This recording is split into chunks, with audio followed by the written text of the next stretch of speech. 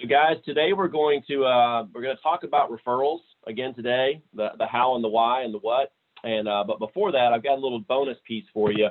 And I told the leaders I'd be coaching on this piece today so that they could hop on and hear it. But guys, this is a piece back in the day. This is what our canvassing charts look like. Okay, very rudimentary, very simple. Matter of fact, back in the day, we used to facsimile in our weekly game plan, our weekly commitment plan for the week to our leader, Peter.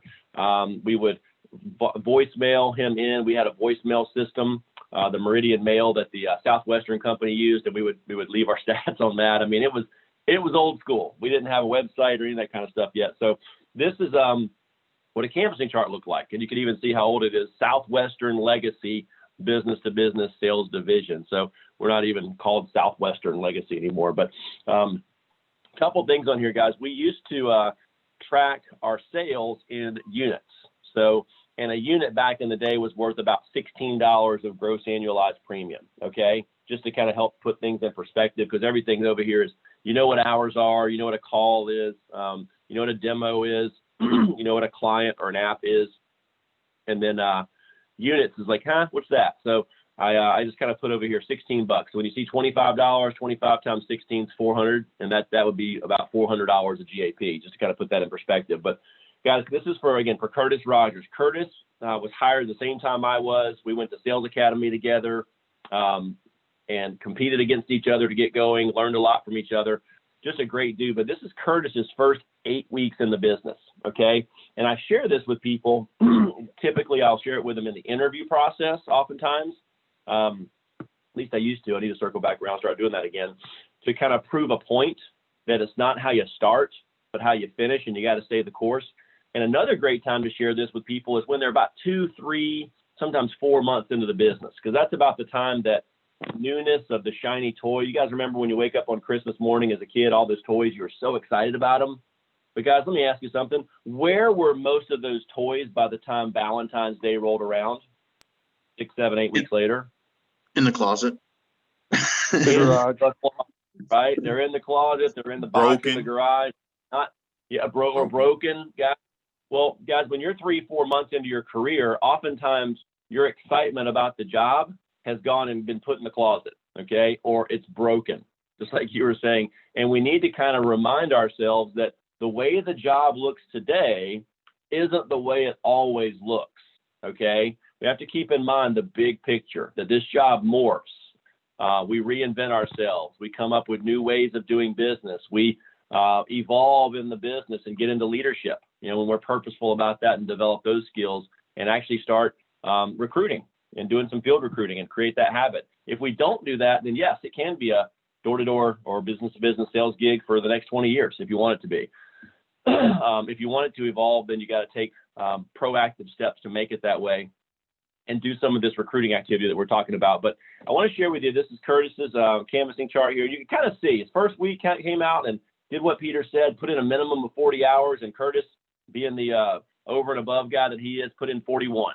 I'm kind of being a little bit facetious. That's not a ton of hours, but put in 41. He wasn't killing himself. 176 calls. That's how many people he met. So he was averaging 35 people a day that he was meeting, okay? You're moving when you're meeting 35 people in an 8-hour day, okay? That's about 4.5, 5 per hour all day long. He did 6 demos a day or 5 every day, 27, so a little under 30. And thank God for Fridays, because he got his one client on Fridays. 0 Monday, 0 Tuesday, 0 Wednesday, just like me. I just happened to get to sell my first 2 policies on Thursday. He got on the board on Friday, 25 units, 400 premium. Just to put that in perspective, his income on that was 160. His 60% advance on that was $96. So 40 hours, $96. He's making about $2.50 per hour. And I'm not even sure that that's legal.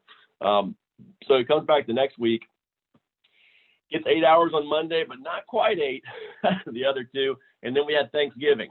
So it was a shortened week. He got 15 demos, and guess what? No sales. So 2 weeks into his new career, he's averaging about $50 a week of income. Okay. Pretty excited. Oh, by the way, did I mention that Curtis left a 6-figure job to come do this? And he and his wife just got pregnant.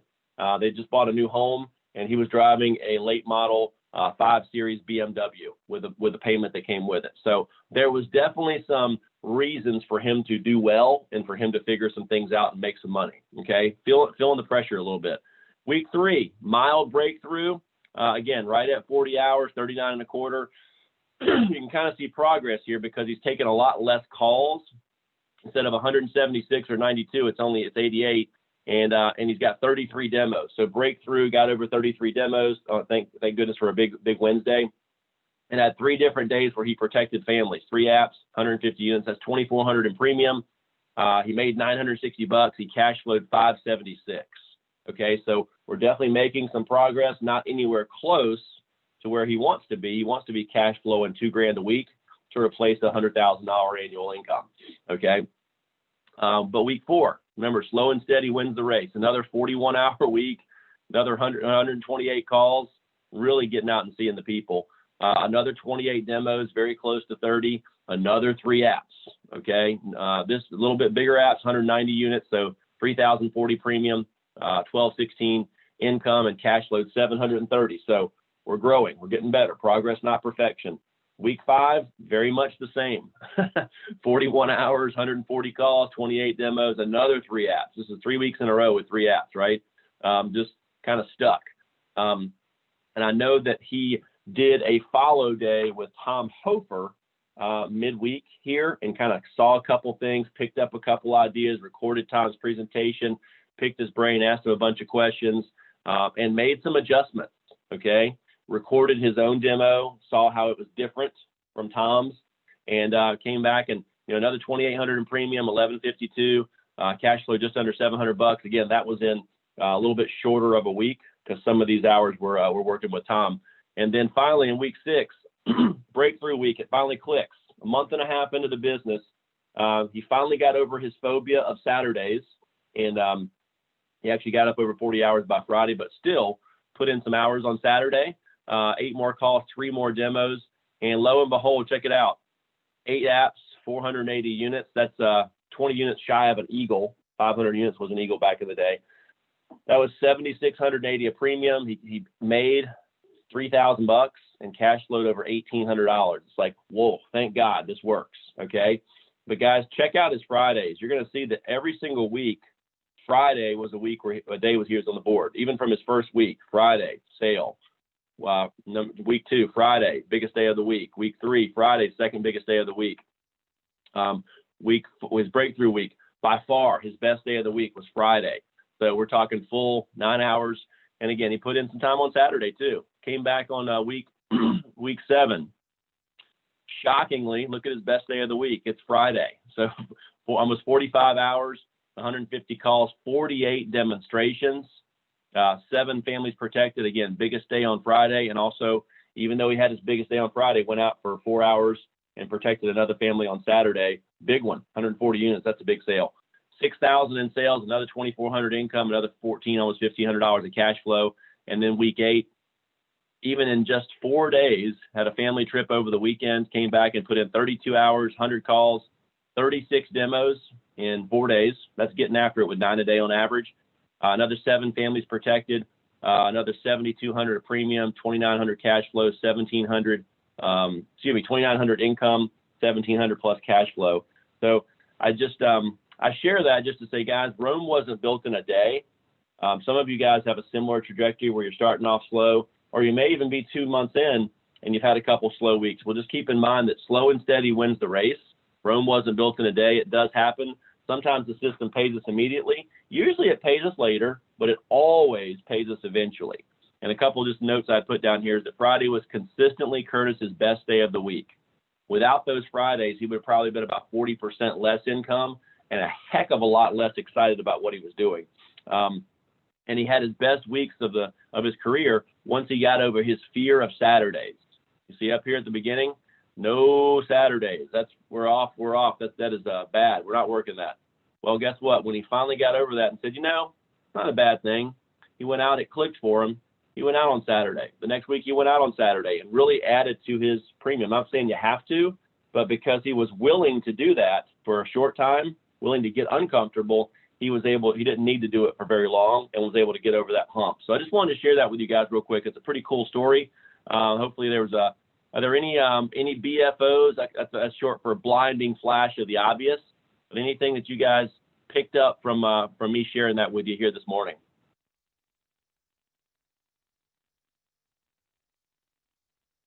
Always risky when you ask for questions. Hey, Van, it's Trish. Hey, Trish. Hey, Van, I just want to say that it's kind of like what I did. I mean, I came to Family Heritage with no sales background, and Kyle said go to work on Saturday and go to work 8 to 10 hours a day. And that's what I did. And it works. It's not forever, but guys, in the beginning, it's just have to get reps in. Yup. For sure. Thank you, Trish. Just be willing to do it for a short period of time, and it'll help you get over that hump. That's a great idea. Thank you for that. Well, guys, I'm going to shift gears. Yes, sir. It seems like when Curtis started really putting in the extra time when nobody was looking, it really started to pay itself off. And, you know, guys, and of course, we preach on this all the time. It's, hey, the more you do now, the easier this career is going to be a lot sooner. I don't know how I probably didn't word that the right way, but I think you get what I'm getting at.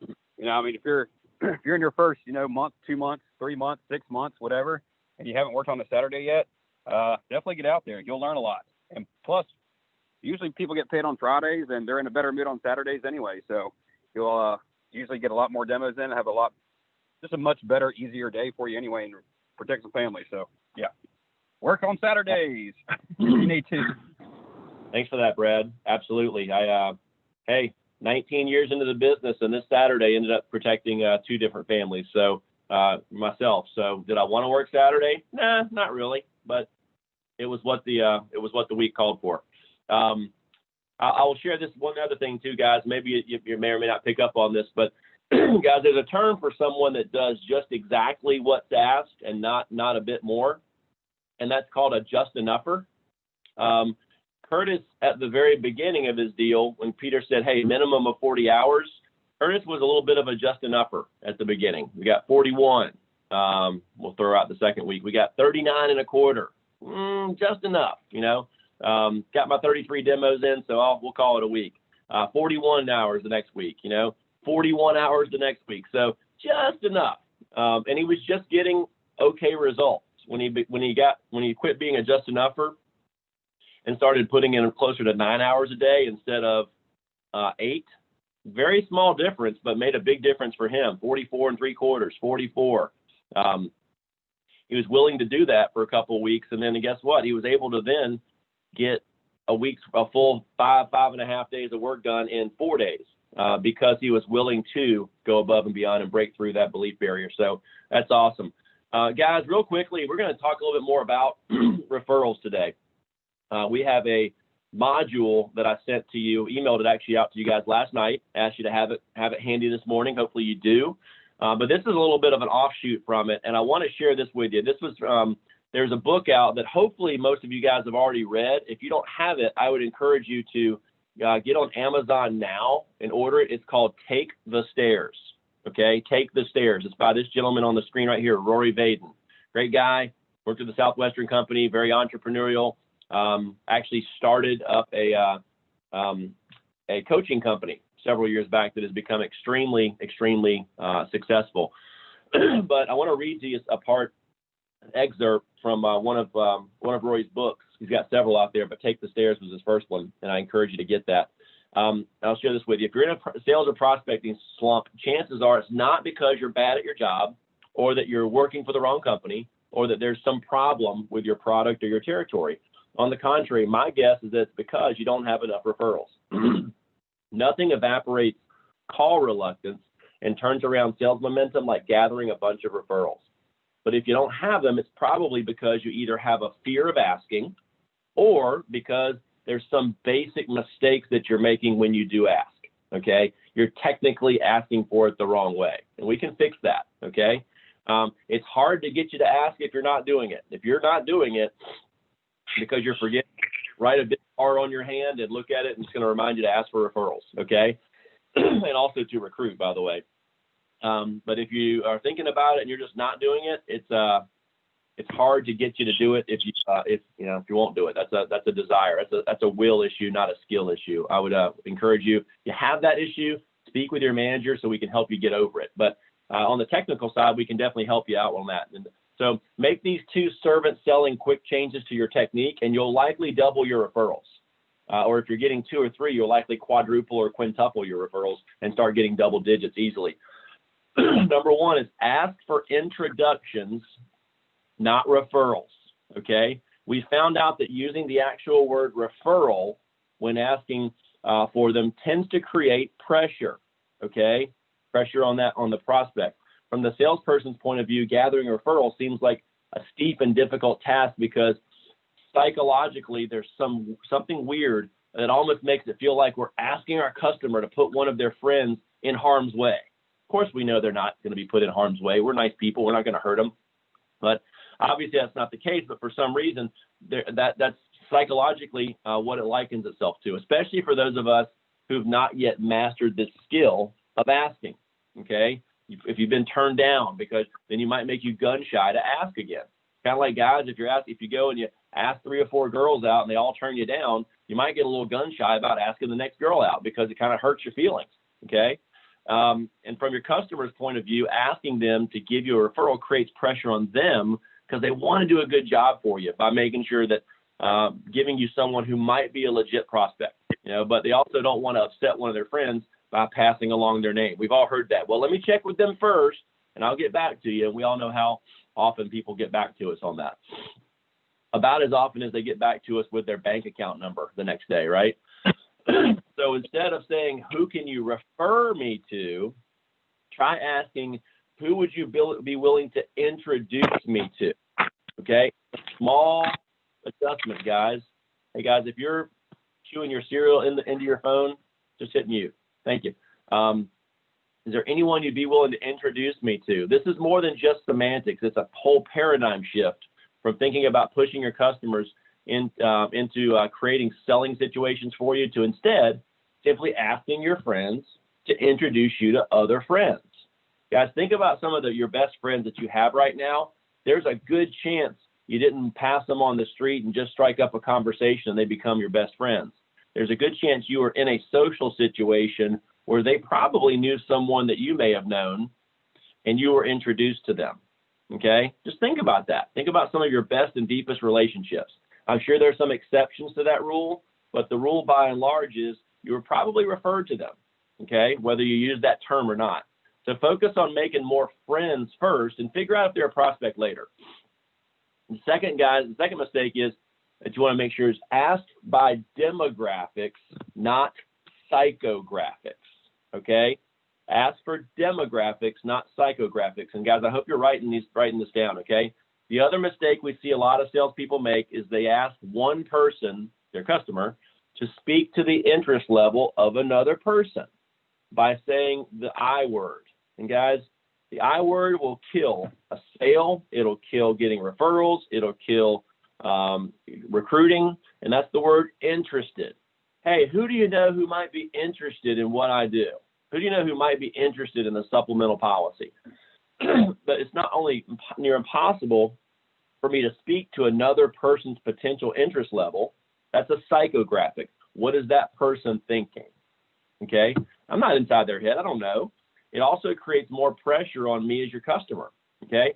Unless they have specifically mentioned it to me in conversation recently, I have no idea if my best friend is interested in buying supplemental insurance. Okay. No idea. Or if they want to buy any other product or service. I'm not qualified to speak to what they're interested in buying. So don't bother asking me if they're interested. I don't know. It's a waste of time. Okay. It's like asking, hey, do you know anyone who's been through cancer? Well, what if they say yes? Now you got to ask the next question, which you should have asked the first visit, which is who? Who do you know? Who is the closest person that's ever dealt with cancer? So if you ask the question the right way the first time, you don't have to ask it a second time. If you ask me, do you keep in contact with any of your friends from college? Yeah, I do. Okay. Then I might be able to tell you some people who are in my same life stage, meaning they may fit for what service you offer. Okay. Or if I say, you happen to have any friends who just had a baby? Okay, then I can probably drum up a few prospects of people who just had a kid and who may have a need for life insurance or for supplemental insurance to protect their finances.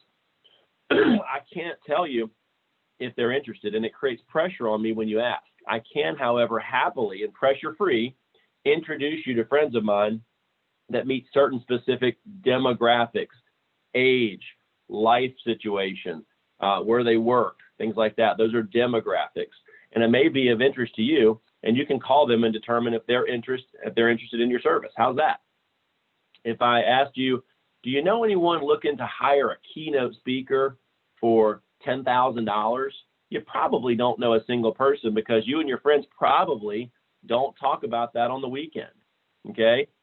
Very, very infrequently do people sit around on the weekend and say, you know, Julie, I was just thinking the other day, what if cancer was to happen and I couldn't work for 6 months to a year and I had all my regular expenses plus the additional expenses that cancer brings on? What would I do? What would you do? Well, I don't know. I'm glad we're talking about this. Those conversations don't happen, guys. Very, very rarely. Okay. And if they do, the chance of them happening right before you walk in and cold call them are even lower. Okay. But if I ask, do you happen to know anyone who's an executive for a company or an association that puts on large annual events? You probably have a few names come to mind. And then I can simply say, would you be up for introducing them to me? Done. Okay. Similarly, our coaches are always looking to be introduced to anyone who's a sales manager, okay, specific, of 3 or more commission-based salespeople, okay, another one, within a 2-hour radius of where they live. Guys, those are 3 really specific things, guys.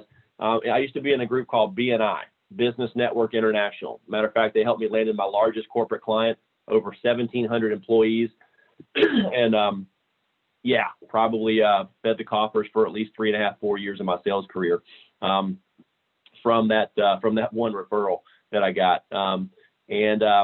They have a mantra there: specific is terrific. Each week you get up and give your 30-second commercial and ask for your. And if I guess I've been on both sides of it, where I say, hey, I'd like to be introduced to anyone who can get cancer.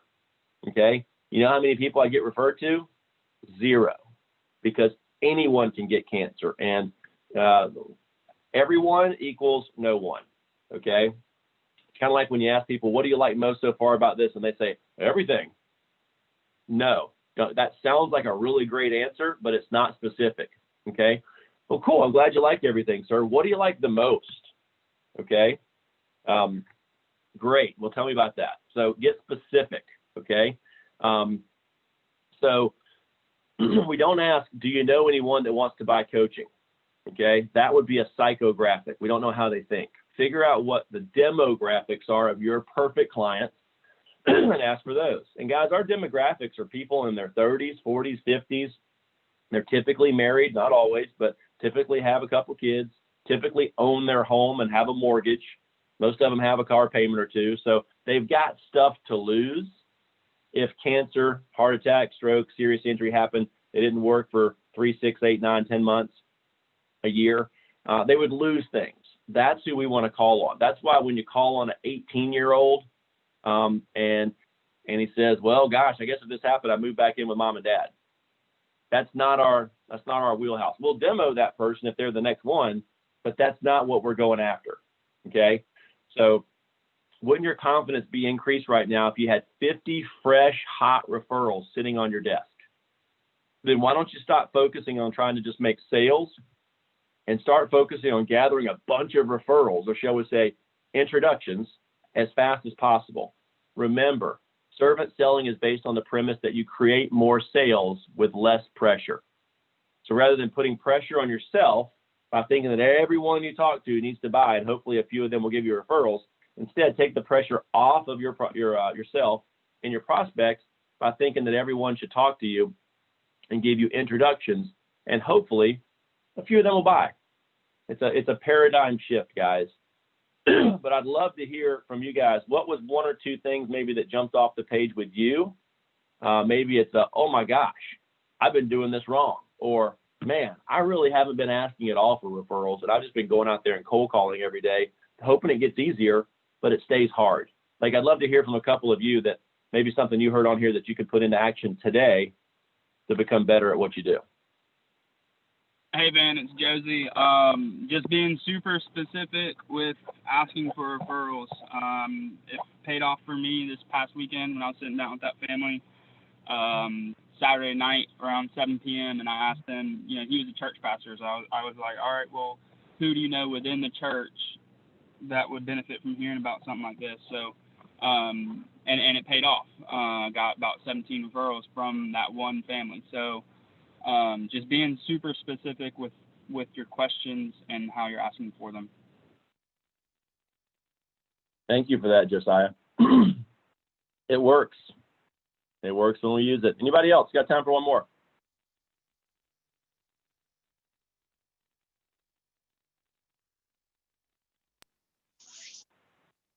Hey, Van, I think, you know, what you have on the page right here, asking for introductions, not referrals, is, you know, it's just a great way to word it. Yes, sir. Definitely going to get a lot more referrals if you're asking for introductions, because as you said, you know, people often say, well, let me talk to my friends and see if they'd be interested. And like I said, you know, you're never going to get a call back that way.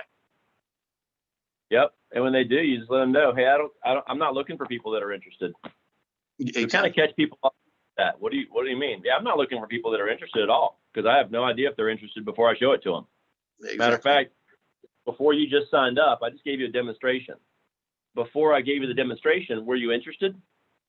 Right. Nope. Right. You had to see it first. I'm just interested. I want to meet people who are open-minded just because they know you.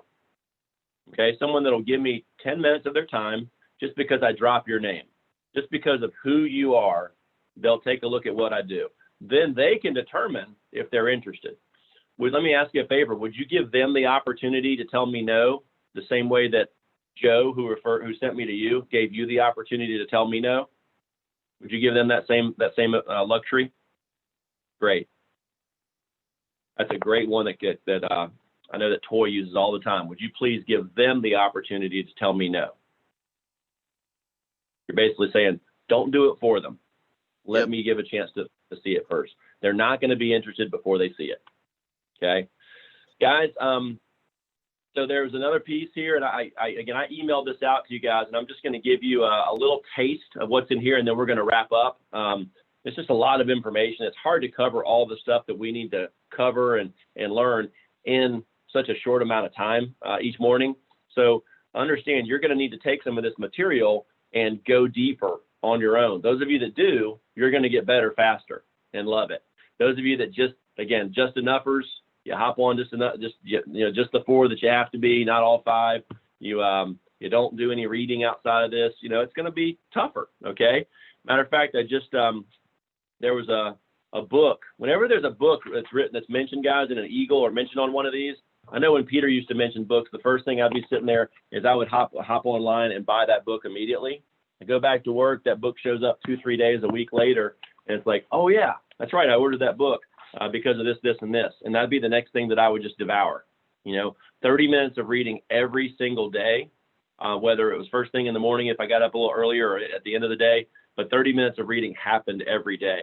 You got to sharpen that saw. Jake Osowski mentioned the book Atomic Habits in his most recent Eagle, and that is spot on. I don't know who the author is. Oh, I do. James Clear is the author of Atomic Habits. So I would challenge you guys to get that one and get some great habits. But this is a little piece I'm just going to share from the piece that I emailed out to you guys last night. So if you want to do a deeper dive after this, you can. But guys, ask for referrals early and often. There is never a bad time to ask.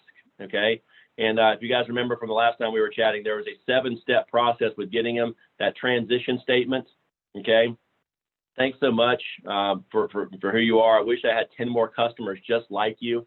Clearly ask for the referral based on who you are and who you know, who'd be a good fit for me to talk to. In other words, if you were me, who would you suggest I connect with? Part 3 is paint that picture and isolate the faces. Basically, I'm looking for someone just like you, someone that right there in their 30s, someone that just got married, just had kids, just purchased a home. Get specific.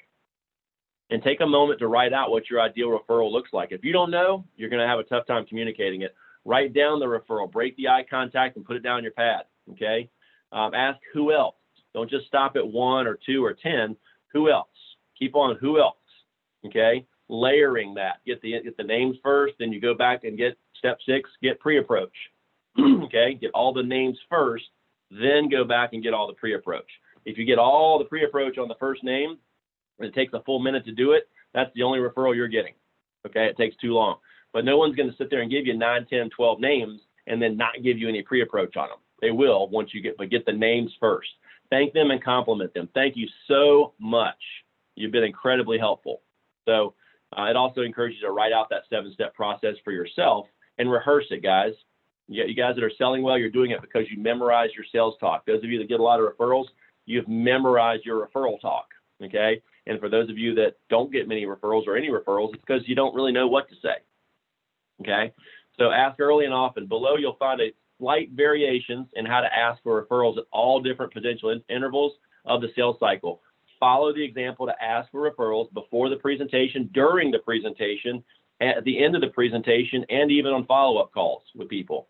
So 1, ask before. Mention referrals right away. Let people know early in the presentation that a big part of your client base comes from and is dependent on receiving referrals, okay? Even if you haven't yet, you can let them know I'm building a network based on referrals and introductions, okay? It builds credibility in you and your company and plants the seed for asking later, okay? Some real samples, some real easy things to say. I built a lot of my business on word of mouth referrals, which says a lot about the quality of what we do, okay? And it allows us to spend less time looking for new clients and more time taking care of our customers, okay?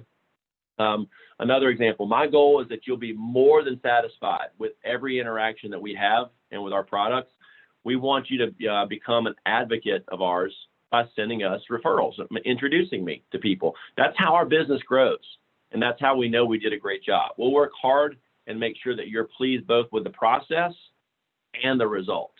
And we have no doubt you'll send us those referrals and introduce us to people, okay?